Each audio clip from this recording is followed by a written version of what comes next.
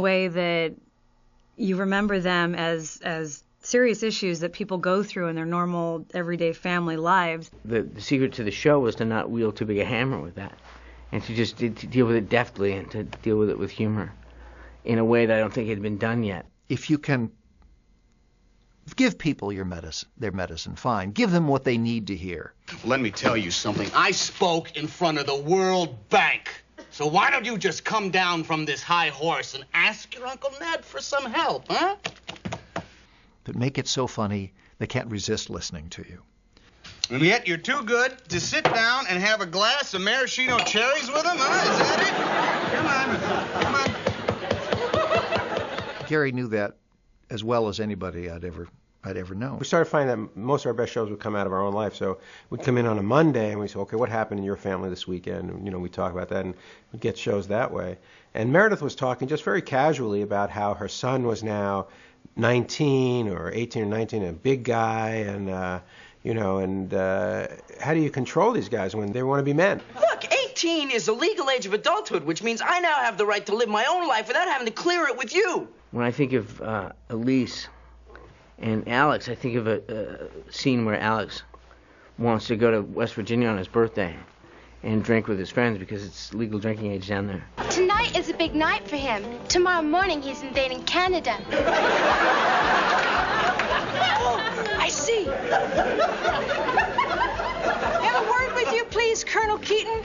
Your orders have been radically changed. And then the whole second act really was just the two of them. And it was, again, one of those scenes where no one had done it in rehearsal because it was very emotional for both of them. Very emotional for Meredith, very emotional for Michael. And Meredith and Michael were very close. How on earth can you possibly justify doing what you did to me tonight? Go ahead, I'm listening. Oh, I know. I know. You're mad because I disobeyed you. That was the thing. It was great to be funny in those moments. I always felt we can't get into this world if we can't be funny. You have every right to live your own life. I'm not trying to deny you that. Oh, no? Oh, no? Okay, then why did you drive 100 miles and humiliate me in front of half the state of West Virginia? You had a few hours to kill? And when they started in that, look at me, Alex. I'm a person. It was just like the hair went up on the back of my head. Surprise, Alex. I am a real person, flesh and blood, real feelings. And maybe in one sense I was wrong not to let you go out with your friends, but if you want me to respect your rights as an adult, then you better start respecting mine. And she kind of says, surprise, I'm flesh and blood, I have feelings.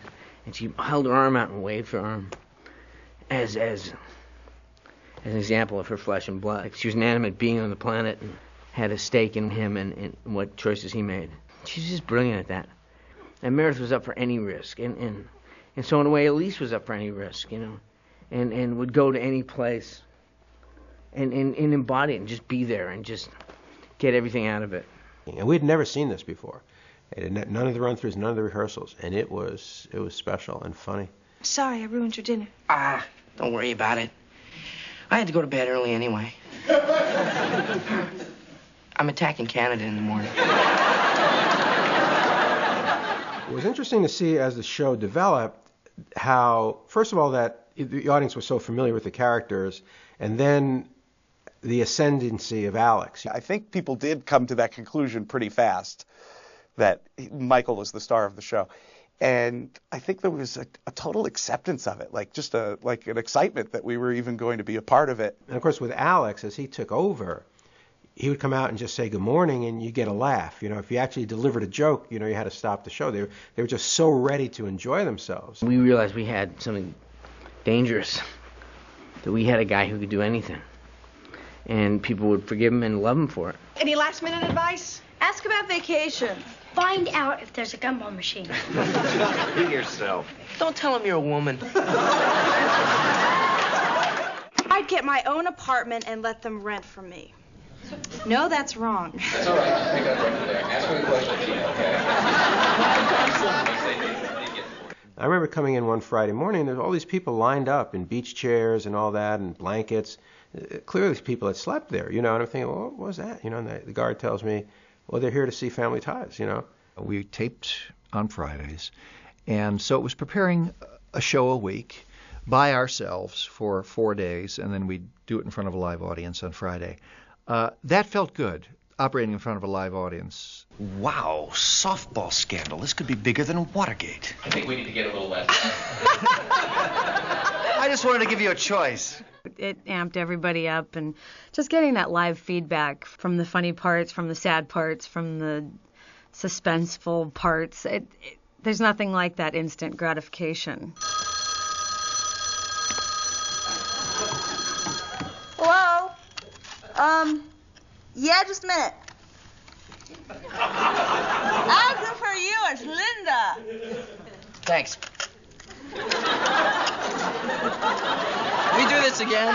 We feed off of it. Our cast, really, when people would get into it and laugh or emote in any direction, we tended to feed off of the energy of the audience.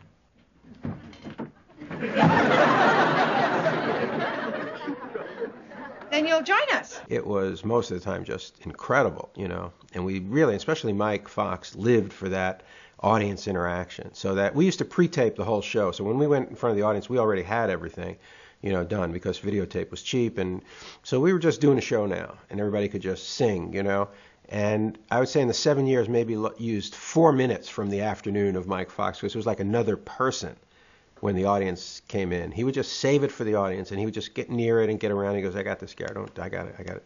Don't make me do it now. I won't. And he goes, I got it. And then boom, Friday night, we would see things that we had never seen before. Here we go. Okay, let's have boxcars for Daddy. Double threes, 6. I think it was like surfing.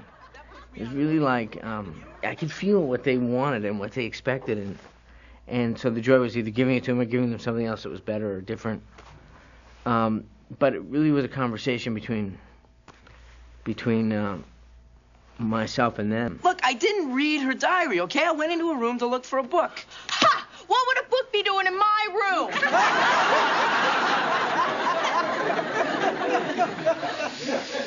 She's got me there.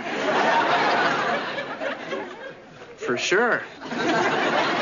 When guest actors would come, I would say to them, you have to be ready for Friday night, because you were going to see somebody that you haven't seen all week. And everybody thought they were ready, but very few were. Tom Hanks was one of the few who could just go right there with him, and they loved each other instantly. And Mike came back to my office. He goes, you got to give me a scene with him, just me and him. I don't give him all the jokes. I don't care. I just need to be. Can I be in a scene with him, please, please? You know how to make a beer run, don't you? Just tickle him under his pop top.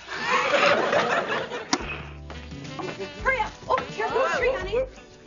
Got it? Right there. Oh, yes. Honey, quick. Here it goes. Perfect. Merry Christmas! Brandon Tartikoff, early on, gave me a lesson in family dynamics for television, and I never forgot it. And it would not have been the way I approached the work, and it was just something I always had in the back of my mind. It's not something you can pander to, but in a way, you have to consider this dynamic, which is that people watch family shows for, basically he was saying 3 reasons. One is they see themselves in that family, and then, our mail right away was, that's my brother, that's my sister. Then in one way, they want to be part of that family. And then the third thing is that if you can get this, you can really have an audience, which is people start watching because they think they're going to learn how to be a better family. People would say time and again, this is the only show we all sit down and watch together. Something for everyone here. And we talk about it. We'll chat about the issues afterwards. When I would get mail, people would say, your show continues on in our house for another hour. People were watching with their parents, with their grandparents, younger brothers, sisters, and we were kind of bringing families together to watch TV, which I liked. I think people needed to get back to their roots of their family and just bring family time back. And a lot of people grew up with family ties, and it's part of their childhood. It's part of their growing up memories. And I think one of the appealing things about family ties for people is that there was a sense of acceptance and love amidst very different views of the world. Now, if the world as a whole could take that idea and embrace it, it would be a wonderful thing. Kids